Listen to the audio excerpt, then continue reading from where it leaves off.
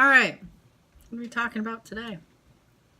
So in this video, we're talking about if you should compete or not. Stay tuned. Guest appearance by Mitty Kitty. Hi, Mitty. Where's Mitty? Yeah, I was posing with Meg earlier, and Leo was like, hey, what's up? Kitty. Should you compete?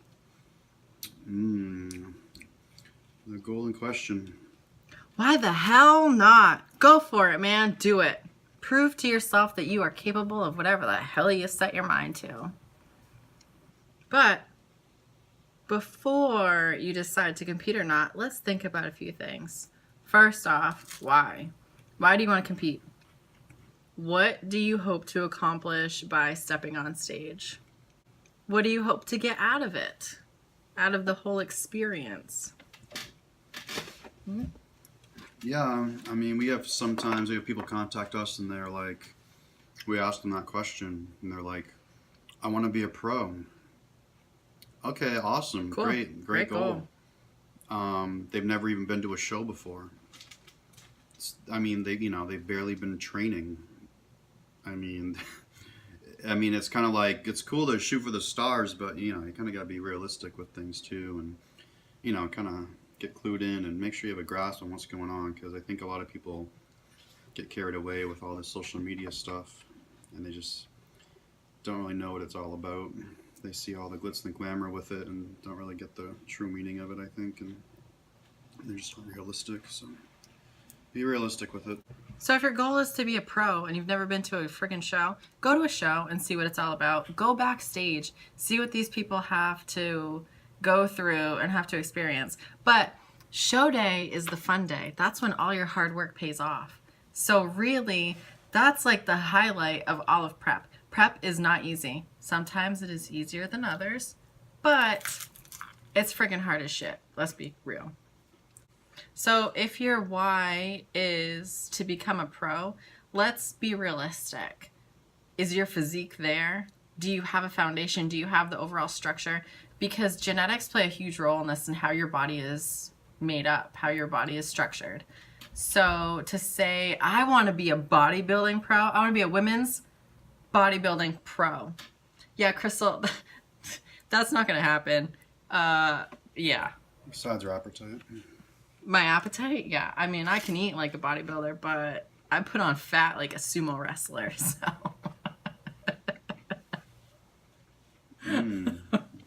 I like them big. Shut up. You can't come to us and think you're going to be Mr. Olympia if you don't have the genetics for it. I'm sorry, I hate to just be the bearer of bad news, but genetics rule the game. At the end of the day, genetics are everything. And the people that say they're not are probably the ones that have genetics and they don't realize. Try being a hard gainer like me. I've been training over 20 years and I'm still nothing special. And I've learned to be okay with that. Yeah, I've put on probably 100 pounds since I've started. In 20 years, that's nothing. I meet guys with genetics all the time that look 10 times better than me. They've been training for 3 years or 5 years, and they're freaks. So, if you're not a freak for bodybuilding at least, then I'm sorry, but you can't, there's nothing you can take that's going to make you a freak. There's nothing you can take that's going to change your genetics. But don't let that discourage you. Of course not. Make the most of what you have. That's what I tell myself. I'm realistic. I know I'll never be a pro. Every time I compete, I literally go in and just say I want to be the best version of myself every time. If I get a trophy, cool. If I don't, if I bring the best package I've ever brought, well, that's a win in my book. I know that sounds cheesy, but that's the way I look at it. But keep that fire burning. Yeah, keep that passion running hot. Don't let your genetics stop you. Do your thing. Just don't come to a prep coach and just think they're going to make you something that you're not, because that just isn't realistic and that's not the way it works. Yeah. What prep coaches do is help to bring the best version of you that we can. We work with what you have, and and that's what we can do. And that's a win. We can't do miracles. If you go into each show just wanting to be better than your last, that's a win. Seriously. If your why is to step on stage because you've lost like 100 pounds or something and you're so incredibly proud of your transformation that you've made for weight loss reasons, let's say, for example, that's fantastic. I applaud all those people who lose all that weight and they want to step on stage to prove that they can get in front of hundreds of people in a bikini. Awesome. But then let's choose a show that maybe is more geared towards that sort of mindset rather than like a super competitive show. Because let's be honest, there are people in the audience that are going to be like, why the hell is that person on stage? But they don't hear that transformation. They don't hear why you're getting on stage. Some shows, like OCB, for example, the OCB Federation, they love the transformations, and you actually get to say a little bit about yourself in your bio when you come out and do your individual presentation. So you can say things like that, and then people are like, wow, that's awesome, that's great, that's fantastic, and you'll get that recognition and that support. Some federations do not, or feel like, fuck everyone, fuck it. I still want to get on stage and do your thing, man, rock it. I am 100% supportive of you. So let's talk about finances. This is a big one. Competing isn't cheap, y'all. You got to think about show registration, federation membership. Suits, ladies, are expensive or can be expensive. Coaching, tan, hair, makeup, food. The food for the diet, it adds up. And just that alone. So if you're already financially strapped, I wouldn't suggest competing. Make sure your finances are in order. Yeah, get your life together. Competing is a hobby. It's not a career. You're not going to make money from competing. Very few people make money from competing. Mm-hmm. So get your shit straight, get your life together, and get organized before you decide to step on stage.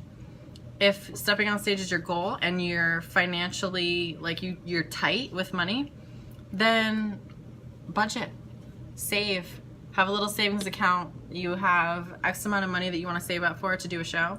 And then when you have that money, then pick a show date. Don't not pay your bills to pay for prep. That makes 0 sense.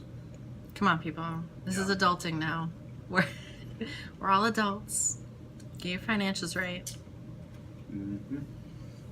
Another aspect that is huge in competing that people don't really realize, especially newbies. Newbies don't realize mentality. Is that the right word? Sure. The mental aspect of prep and competing.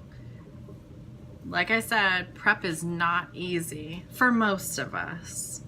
So you need to have that mental grit to get up in the morning and do your workouts, to stick to your diet, make sure you're not cheating.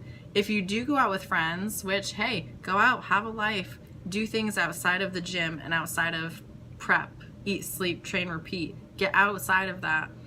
But you need to be mentally strong to stick to your plan, to not have those sweet potato fries and burger when everyone else is. You might be sitting there eating your fish and asparagus, but that's just the way it has to be. Tupperware life, and that's prep.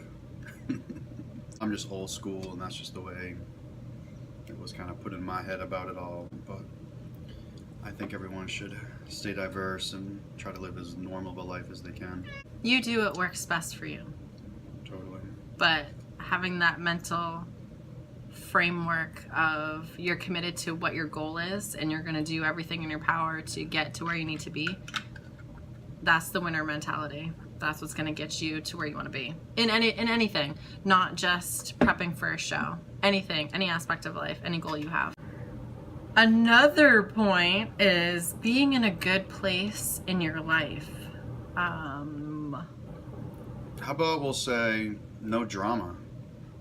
How about relationships? How many people go into a prep having a rocky relationship to start, and you think prep's going to make that easier?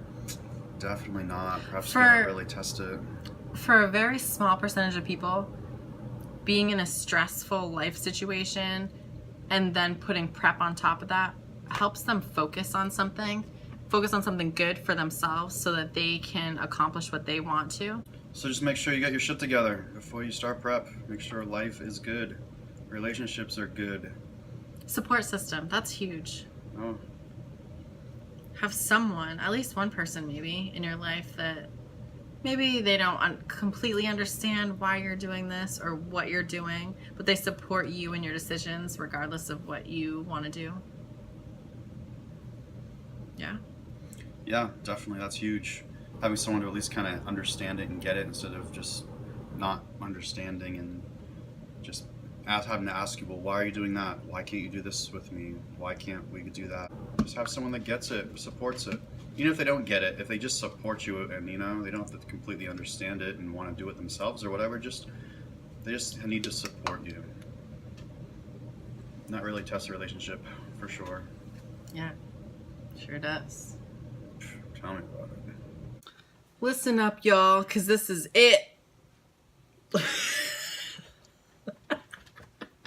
No. It just popped into my head. Random thoughts.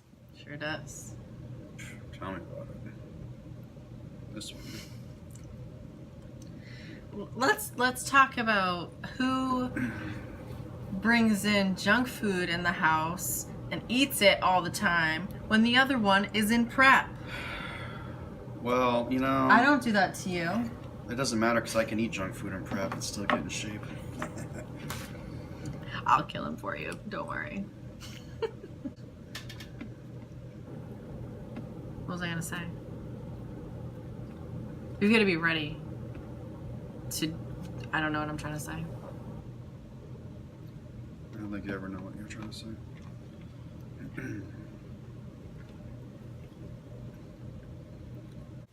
So, I mean, what do you want to say about that? Is it weird if I eat my pre-workout? Is that rude? To eat and talk at the same time? Yes. Don't have food in your mouth when you're talking.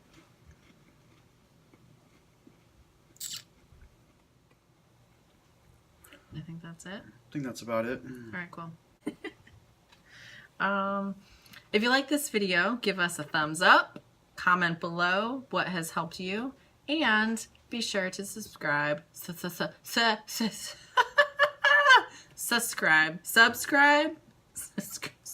Whatever that word is.